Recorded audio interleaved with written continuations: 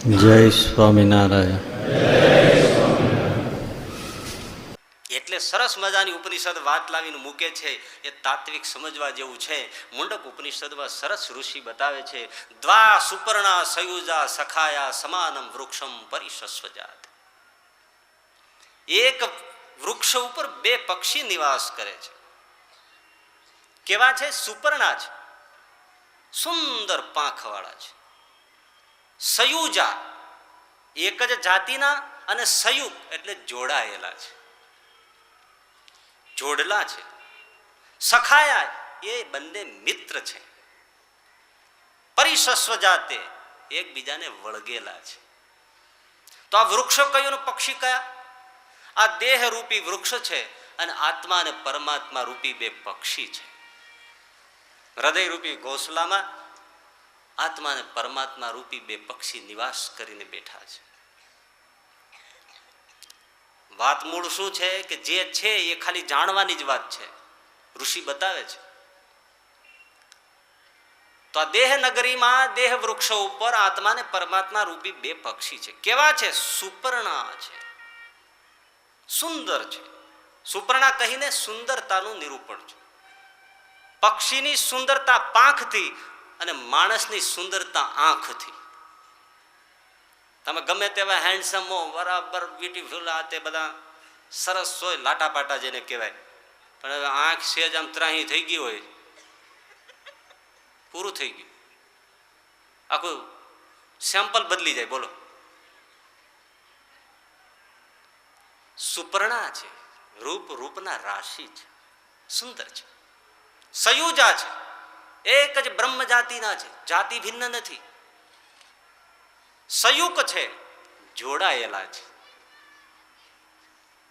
પરિશસ્વ જાતે સખાયો એકબીજામાં ઓતપ્રોત થયેલા મિત્રો છે, દિલોજાન મિત્રો છે, વળગેલા મિત્રો છે, આંકડા ભેડીને બેઠા છે.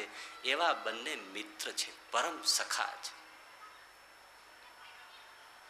ઋષિએ કેવો સંબંધ આપ્યો છે કે પરમાત્માની આપણી સાથે પરમ મૈત્રી છે. મિત્ર બનીને સતત સાથે છે, નહીતર તો ગુનેગારની સાથે પોલીસ સતત સાથે હોય. બોલો, એમાં ત્રાસ થાય, હાશ ન થાય. જ્યાં જાય ત્યાં પોલીસ હોય. ભગવાન એવી રીતે આપણી સાથે નથી, સખા બનીને સાથે છે, પરમ મિત્રની રૂપમાં સાથે છે. બધા સંબંધોમાં મિત્રનો સંબંધ શ્રેષ્ઠતમ છે. માતા પિતા, ભાઈ બહેન, દીકરા દીકરી બધાનો સંબંધ છે, પરંતુ ક્યાંક મર્યાદા નડે છે, ક્યાંક ભય નડે છે, ક્યાંક એનાથી દૂર ખસવાની વૃત્તિ થાય છે, ક્યાંક મતભેદ પડે છે, સુખ નથી આવતું પૂરેપૂરું. પણ બે મિત્રોની વચ્ચે સંપૂર્ણ નિખાલસતા અને પૂરી સ્વતંત્રતા. જે કરવું હોય તે કરો, જે બોલવું હોય તે બોલી નાખો. એ પરમ મિત્રો છે. તો પરમાત્મા આપણની સાથે રહે છે, છતાં સંપૂર્ણ સ્વતંત્રતા, સંપૂર્ણ નિખાલસતા. આવો આપણો પરમ સખા સાથે છે. ખરા અર્થમાં આ માનવ જીવનમાં સાચો અને સુદ્રઢ મિત્ર મળવો ને બહુ મોટું સૌભાગ્ય છે. એકાદ પણ સાચો મિત્ર મળવો. છતાંય કદાચ કોઈને ન મળે અને કદાચ કોઈને મળી જાય, છતાંય એવા દાખલા બને છે કે મિત્ર જ દુશ્મન બને છે. ગ્રીસના સમ્રાટ જુલિયસ સીઝરનો પરમ સ્નેહી મિત્ર બ્રુટસ. શું થયું ભાઈ? આખરે એ જ બ્રુટસે પોતાના સ્નેહી મિત્ર સમ્રાટ સીઝરના પીઠમાં તીક્ષ્ણ ખંજર ઉગામ્યું. જેવું ખોંચવા ગયો ત્યારે છેલ્લા શબ્દો મરતા મરતા સીઝરના મુખમાં એ નીકળ્યા, બ્રુટસ, યુ ટુ. તું મિત્ર થઈને.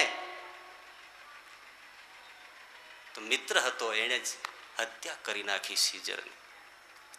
દ્રુપદ અને દ્રોણ પરમ મિત્રો હતા, સખા હતા. કહ્યું તું કે હું જયારે સમ્રાટ થઈશ ત્યારે તને અડધું રાજ્ય આપીશ.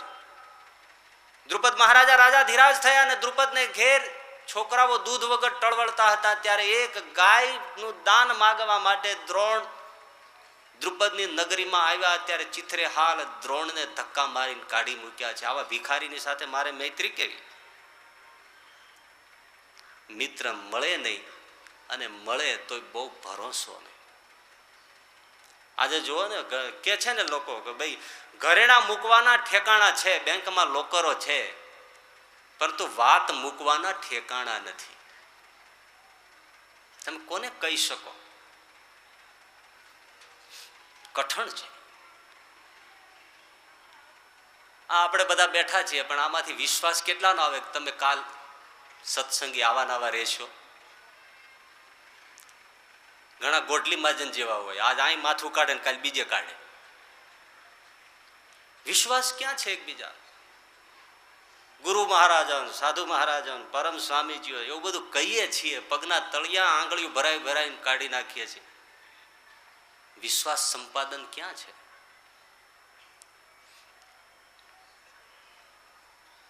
મિત્ર કીજીએ મરદ, મરદ મન દર્દ મિટાવે. મિત્ર કીજીએ મરદ, કામ વિપત में आवे. मित्र कीजिए मरद, सत्य कहकर समझावे. मित्र कीजिए मरद, खुशामद करके न खावे. मित्र कीजिए मरद, लोभ कबहू मन ना लावे. मित्र कीजिए मरद, जेनो देह डगे पण नेह ना डगे. मित्र कीजिए मरद. आ मित्र कहेवाय. એ કૃષ્ણ ને અર્જુન, કૃષ્ણ ને સુદામા, એ રામ અને સુગ્રીવ, આ પરમાત્માની પરમ મૈત્રી છે. એવા સખાને છોડીને આપણે બીજે મૈત્રી બાંધીએ છીએ. એમાં તિરાડ પડવાનો સંભવ નથી. કેમ? પરિશસ્વ જાતે સખાયો, જગ્યા જ નથી છૂટા પડે એવી. સુપર્ણા સયુજા, જોડાયેલા છે, સુપર્ણા છે. સુપર્ણાનો એક બીજો અર્થ સરસ છે. સુપર્ણા દ્રઢ પાંખો વાળા, મજબૂત પાંખો વાળા છે. એટલા માટે બસ ઉડ્યા જ કરે છે, કલ્પોથી ઉડ્યા જ કરે છે. એક દેહરૂપી વૃક્ષ પડી જાય એટલે તરત બીજા દેહરૂપી વૃક્ષ ઉપર જઈને બેસી જાય. થાકતા નથી યુગોથી. ભલા આપણે તો ન થાકીએ, કારણ કે આપણે પૂર્વ કર્મના ભોગ માટે એક પછી એક વૃક્ષ દેહરૂપી બદલવાના હોય, પણ પરમ કૃપાળુ પરમાત્મા એવો પરમ સખા છે કે આપણી પાછળ પાછળ એ પણ થાકતો નથી. જ્યાં જઈએ ત્યાં આવીને સાથે જ બેસે છે. અને હલકામાં હલકો દેહ આવે, ગટરમાં ભયંકર ગંદકીમાં પડેલા કીટ જેવા થઈએ તો ત્યાં પણ પરમાત્મા આપણી સાથે મૈત્રી નિભાવવા આવે છે. જરાય જુદા પડતા નથી. અનાદિથી સાથે છે, આજકાલના નથી. અનાદિથી આપણી મૈત્રી નિભાવે છે. ગોલ્ડ સ્મિથને કોઈ બહુ સરસ પૂછ્યું કે તમને કેવા મિત્ર ગમે? એટલે ગોલ્ડ સ્મિથે કહ્યું, મને તો બધી વસ્તુઓ જૂની ગમે. જૂનો જમાનો, જૂના રીત રિવાજ, જૂના પુસ્તકો, જૂનો શરાબ, એવી જ રીતે જૂના મિત્રો ગમે. કોઈએ કહે એવું કેમ? કારણ શું? તો કે જુઓ ને, આ મેં બૂટ પહેર્યા છે તો જૂના બૂટ જેવા આપણને સુખ આપે એવા નવા ન આપે. નવા બૂટ કઠે, જૂના બૂટ છે એ જ ફિટ થઈ રહે. તો પરમાત્માને પુરાણ પુરુષ કયા છે. અનાદિથી આપણો પુરાણો મિત્ર છે, પણ એની મૈત્રી કેળવતા નથી. એક જણો દુકાનમાં ટોપી ખરીદવા ગયો, ઉનાળાનો સમય ને, દુકાનદારને કહ્યું ટોપી આપો. એટલે પેલા ટોપી આપી, 2, 5, 10 મૂકી, સારી જોઈને માથા ઉપર મૂકી તો કે આમ સારી છે પણ આ જરા ટાઈટ પડે છે. બીજી આપી તો કે આમ સરસ છે, આ જરા ડખડો થાય છે. આ બરાબર છે પણ સેજ હજી વધારે લૂઝ છે. ત્રીજી, ચોથી, દુકાનમાં જેટલી હેટ હતી એ બધી માથા ઉપર નાખી. કોઈ હાંકડી પડે, કોઈ ડખડો થાય, કોઈ બરાબર ના થાય, એક પછી એક બધી ઉતારી નાખી. છેવટે એક ટોપી બરાબર માથા ઉપર ફિટ થઈ ગઈ. એટલે પેલા એ કહ્યું ગ્રાહકે, બસ આ ટોપી બરાબર છે, આ મને આપી દો. કેટલી કિંમત? તો કે મફત. પેલો કે કેમ મફત? તો કે એ તો તું પહેરીને આવ્યો તો.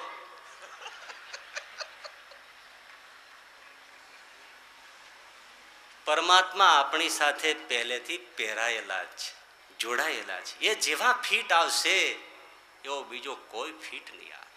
અનાદિના સખા છે ને પાછા સમર્થ છે. મિત્ર હોય પણ ફોસલેલ હોય તો શું કામનો? સમર્થ છે, કરતા કરતા અન્યથા કરતા છે. દ્રૌપદીને જ્યારે ભીડ પડી, હા કૃષ્ણ દ્વારિકાવાસીન ક્વાસી યાદવ નંદન, ત્યાં તો હસ્તિનાપુરના રાજમહેલમાં ગિરધારી પહોંચ્યા અને દ્રૌપદીને માટે નવીન સાડીઓનો ઢગલો કરી દીધો. અન્યથા કરતા છે. તો સમર્થ સખા સાથે છે. આવા અનાદિ પરમાત્મા મિત્ર રૂપમાં સાથે છે, સમર્થ રૂપમાં સાથે છે. એવું જેને જ્ઞાન થાય છે, મહિમા સમજાય છે, એના જીવનમાં પછી ક્યારેય એકલવાયાપણું ને ખાલીપો રહેતો નથી.